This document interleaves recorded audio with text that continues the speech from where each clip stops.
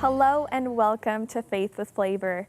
Today on the show, we are going to sit down with a woman who made a decision that would forever change her life and the life of another human being. Catherine Harris encountered an unexpected pregnancy at an early age. Stay tuned to hear what she decided to do as a teen mother.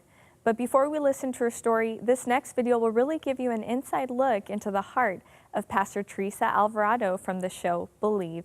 Take a look.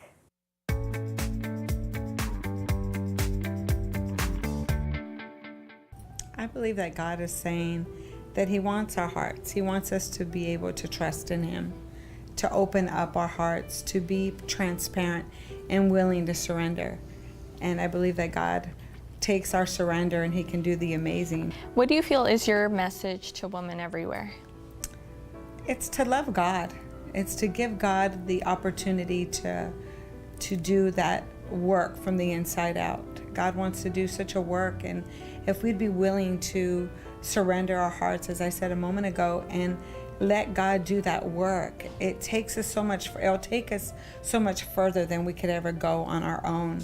We want to hold on to things. We want to keep things hidden in the crevices of our hearts. But if we just allow God to do that work, I believe that there would be nothing that could hold us back.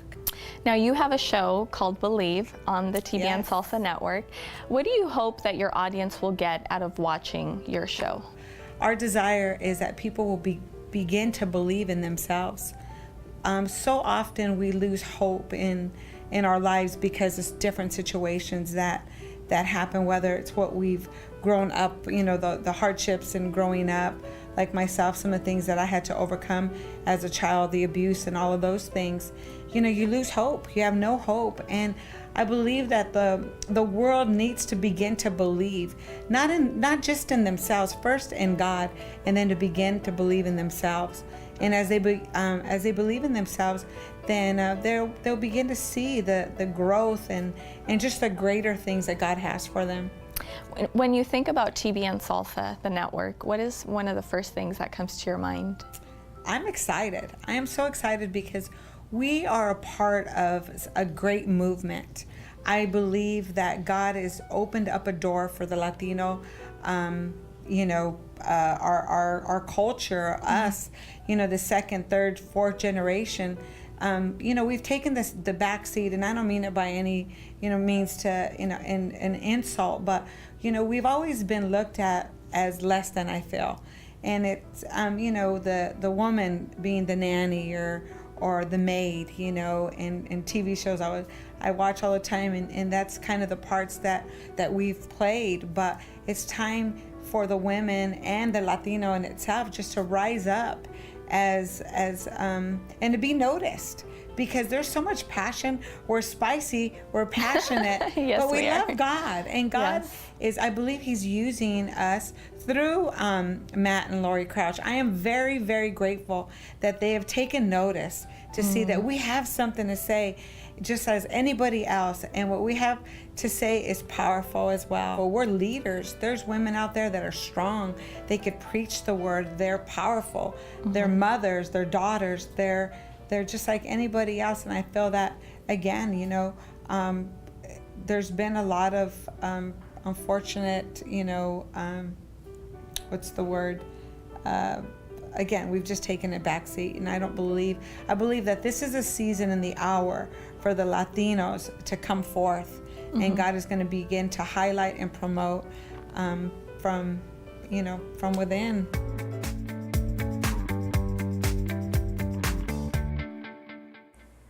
I hope you enjoyed that interview as we got to know Pastor Teresa Alvarado a little better. And my very special guest this week is Catherine Harris, here to share her story about what she chose to do as a teen mother. Catherine, thank you so much for being here with us. Thank you. Such a pleasure to have you.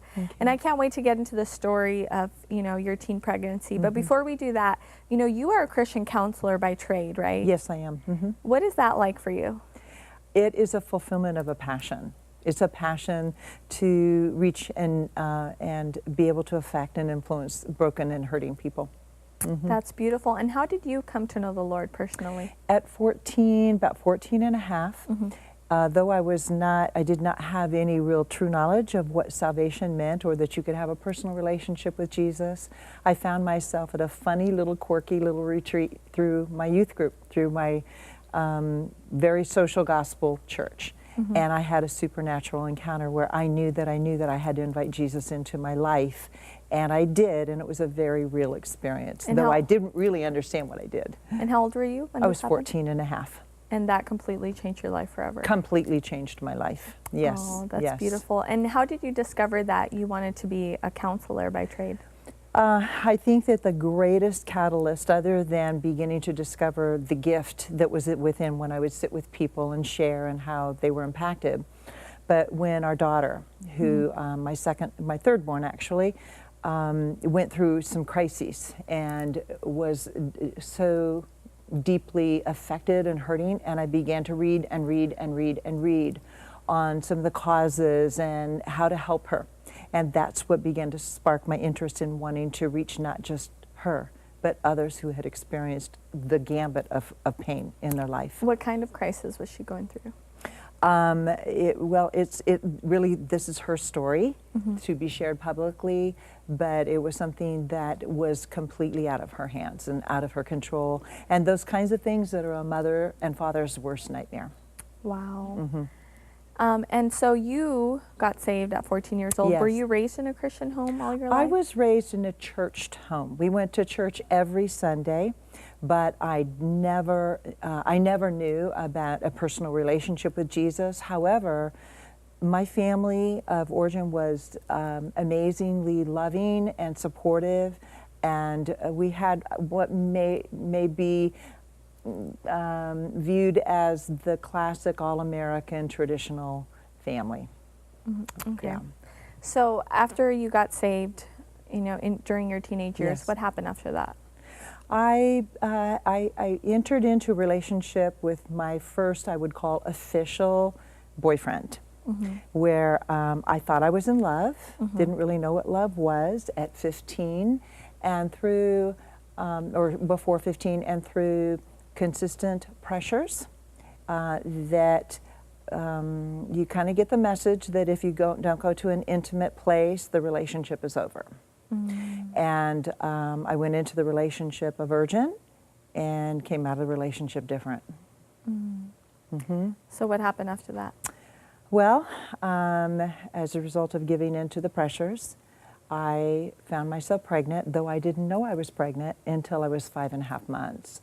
I was in complete denial to the point to where my waist, I kid you not, was 24 inches at 5.5 months pregnant. I wore all my street clothes. I did not look pregnant at all. Wow. That's what denial can do out of terror and fear. What was going on in your mind when you found out you were pregnant? Well, the day that the doctor let me know, I can't even describe the amount of fear and dread and a paralyzing terror of, oh my gosh, what have I done? What am I going to do? And the first thing is, what are my parents going to think? And I thought, oh, they're going to kick me out of the house. They're going to disown me. Even though they had never shown anything that would warrant such fear, it was a living nightmare, and I didn't know what on earth I was going to do. How did your parents help or hurt you when they discovered that you were pregnant? My parents didn't hurt me at all. My parents helped me. And the response that I got from both my mom, and then she's the one who told my dad, because I was just so afraid of what my daddy would think of me. Both of them were so supportive. The words that came out of their mouth were, okay, so what are we going to do? They never rubbed my face in it, which shocked me. And I felt like I really got to know a side of my parents that I had never known before, because I was a very independent child and teen. And so I kind of had pushed them away emotionally, and I began to see a side that I didn't know existed in them. And so when I found out from the doctor that I was pregnant, he also told me about a home for unwed mothers to go to. And you got to remember, this is 1970. And in 1970, This is 45 years ago. You were one of those girls. You know, those girls, there was nothing in place of a support system like there is now for teen pregnancies. And so you either get illegal abortion across the border, or you give your child up for adoption, or you keep them. And there wasn't, you couldn't take your child to school. You couldn't go to school pregnant in high school back then. Wow. So did your parents encourage you to have an abortion or No, they give didn't. the child up? Actually, nobody encouraged me to have an abortion, not even the father of my baby. I did out of panic. I contemplated abortion for about 24 hours. Then when I realized how far along I was and how to the core of who I was, I just couldn't do it. But I know the panic. I know the panic of a young teen who finds herself in that situation. And your mind goes, it does flip-flops. It goes everywhere. So what did you decide to do? Between mutual decisions between me and the father of the baby, I pretty close to out of the chute began to seriously consider adoption for a variety of reasons. But my parents would have supported me any direction I went, to keep the baby or to give him up for adoption. And what were your reasons? For giving him up for adoption? Yes.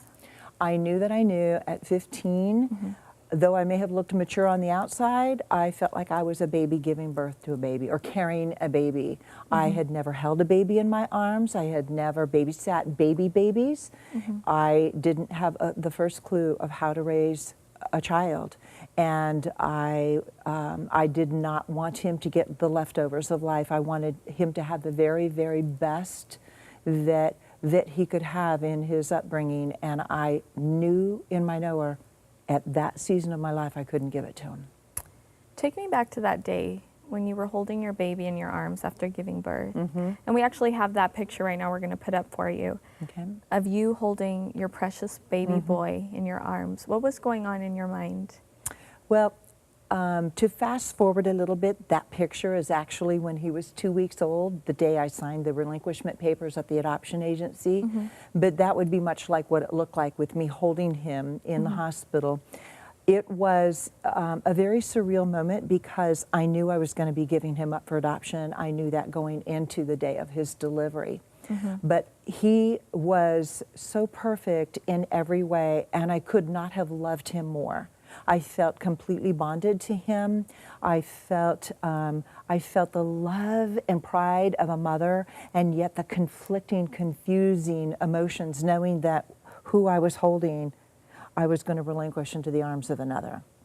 It was high-level conflict. And if I could share a little story about how that went in the hospital, due to the time frame of me giving him or giving birth to him, the home that I had stayed in for the 3 months for unwed mothers in LA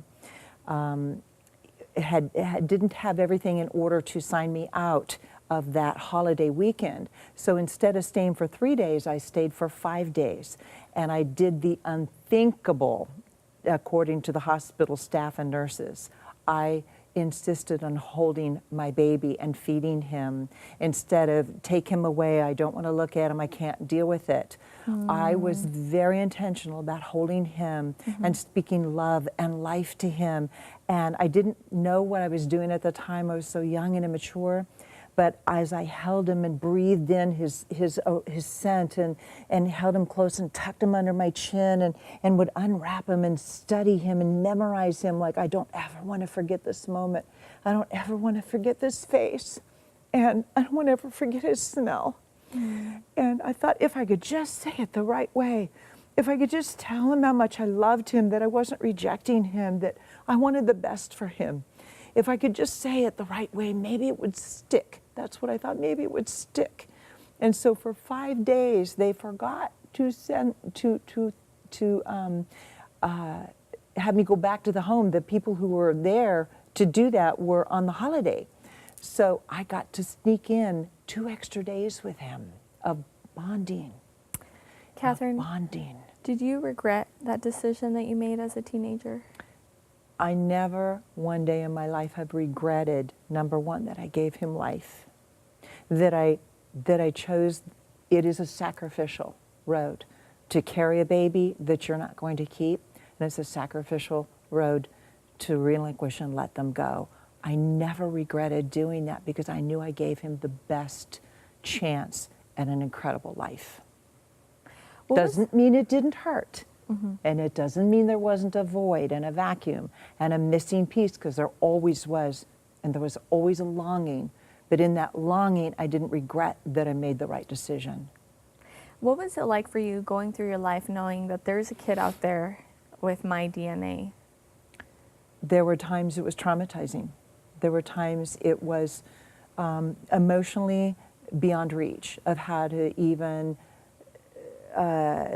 come to terms with what that was. But I know that I was always like subliminally or subconsciously looking for that one child, that one boy that I could imagine he would be this age doing these things, because I lived all of his firsts mentally and emotionally.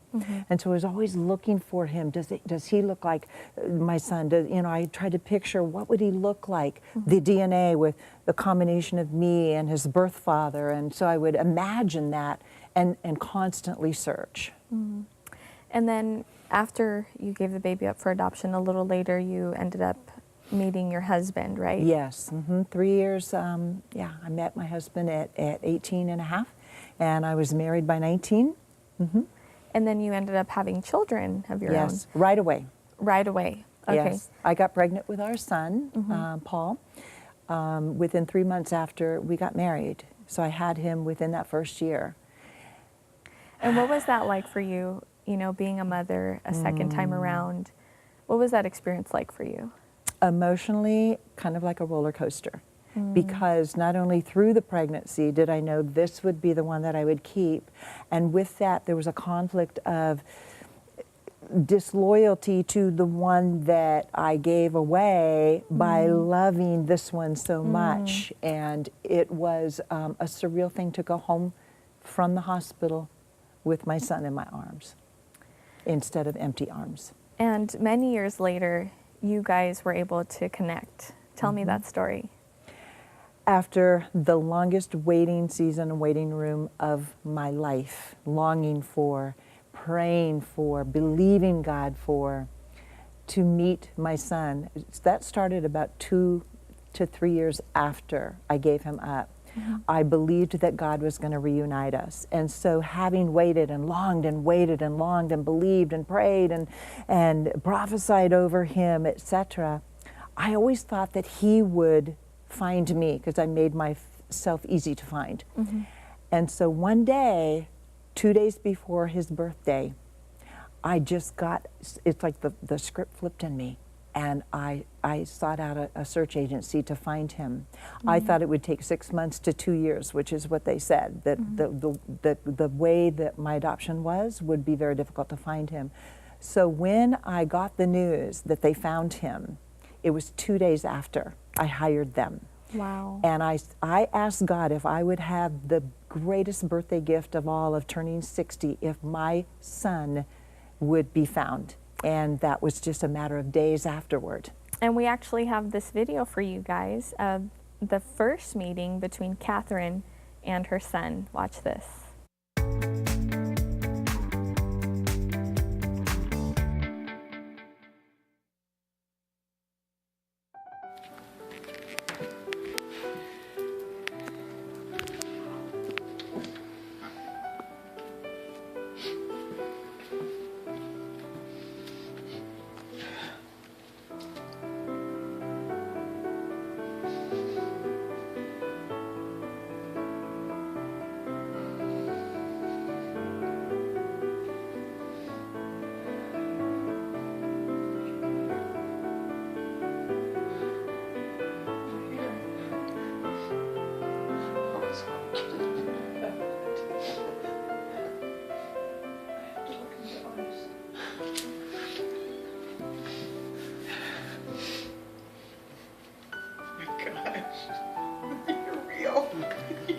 So are you. Oh my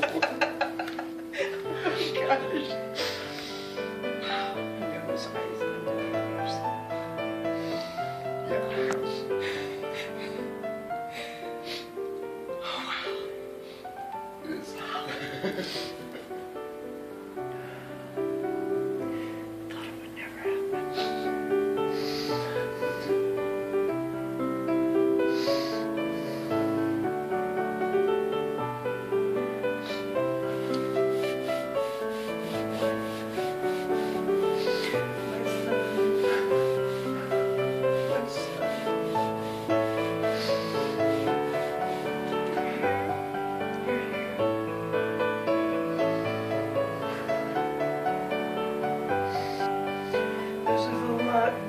more than I held. Oh,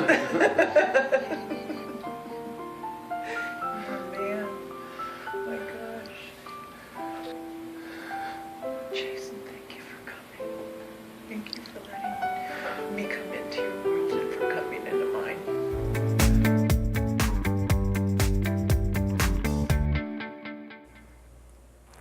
If you just started tuning into Faith with Flavor, that was a look into Catherine Harris's first experience meeting her adult son after placing him for adoption. That was such a touching video, Catherine. That video, to me, when I look at that, I think about a mother's love Yes. that never dies. Yes. But in your own words, what was that experience like for you? It was, it was larger than life. It was like so out there to see the manifestation of what I had imagined for 44 years. And I knew that I knew I would meet him at my front door, and that is where I met him. And incidentally, that day came 2 months after corresponding with him, initiated by a handwritten, very lengthy letter describing my whole journey of the heart with him to find him, and correspondence back and forth between us with emails, where I got to know him through emails and he got to know me initially, though we had not met face to face yet. And how is your relationship with your son now? It's amazing. It is a dream come true. It is the highest level of a love story. He is, as much as I totally 100% loved being a mom to my son and daughter, Paul and Jessica, and they were so satisfying and fulfilling for me as a mom. But to find that missing piece, that you come full circle, now you're together, you're connected. He met his brother, he met his sister, his grandma, all the rest of the family. And it was like, it was the piece slotted in. It was a love that never died in either one of us, and he always felt the connection and the bonding that he said, you spoke of, Mom, in your letter. I always felt that. I never thought, I never felt rejected. I always felt loved by you, and I just knew my mommy was out there somewhere. And how do your children feel about your son? They have been waiting for this day since both of them were 16, which is when I told them. And they have wanted to meet their older brother. And I remember when Paul was 10, he said, Mom, I wish I had an older brother. And of course, that really tears at your mother's heart. And I thought, oh, if you only knew. They have been anticipating this along with my husband and encouraging. I would get notes and cards from my husband every year on his birthday, which was very hard. Every birthday was difficult for me. And we actually have that picture up also of the brothers and Our sisters reunion, meeting yes, for yes, the first time. and they look so much alike, don't they? They really do. And what was that like for them? I mean, I'm sure it was a shocker to you, but It was what was a like for them? combination, after talking with them, a combination of awkward and exciting, and you know, they had read all of our emails going back and forth, so they learned a little bit about him. But it was the most beautiful manifestation of love that went back and forth, and as they've grown to know each other over the last year and a half, they find out just how much alike they are. The DNA is in all three of them, of course. Yes. Catherine, I want you to look into that camera for me and, you know, just share from your heart some encouragement to mothers out there who are in a situation similar to yours. Well, I'll tell you what, I know the heartache and the fear of being told that you're pregnant at an age or at a season in your life that this is so unplanned, this was not how you saw that your life would go. And so immediately your mind goes to that which would be either convenient or kind of a way to sort of get rid of the problem, and that would be via abortion.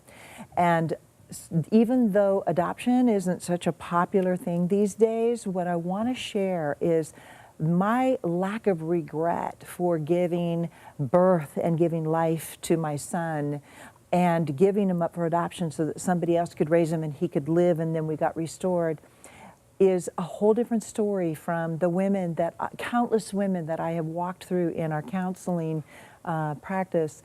healing from the regret, the shame, the guilt of having those abortions and then being labeled by the church as murderers. So therefore, they can't come out and say anything, and they feel branded. Like I felt branded as that one of those. And now to have an abortion, now that it's been legal since 1973, they're labeled murderers. And so then the church, they feel rejected by the church. And so for you mothers, I just want to say this, that regardless of your situation, if it's current and fresh and you're contemplating, what do I do with this pregnancy? Or if you have had an abortion or have given a child up for adoption, all I know is the depth of pain that a mother experiences from that sense of loss is horrific. And only a mother who's been through this really gets that. And I want to say this, either way, God can redeem, He can restore, He can bring something beautiful out of it. It's part of your story. It's part of your testimony of a journey of God healing you in the deepest places of your heart and your soul. If you've walked through abortion and you wish you had given your child life, I have walked women through who have had multiple abortions and the trauma of it, and I have watched God heal them at the very center of that pain they've lived out of, the shame, the secrets. What I encourage you to do is bring everything into the light, all your feelings, all your confusions, all the shame, and let Jesus Christ, let the work of the Holy Spirit be that salve, be an authentic place of healing, because you have been given a voice to share with somebody what you've been through. Amen. Catherine, thank you so much for being here on the show with us. Thank Really you. appreciate you having you. And thank you all for watching Faith with Flavor. I pray that you are filled with the hope of Christ every day as you continue to carry out His will for your life. God bless you. Bye-bye.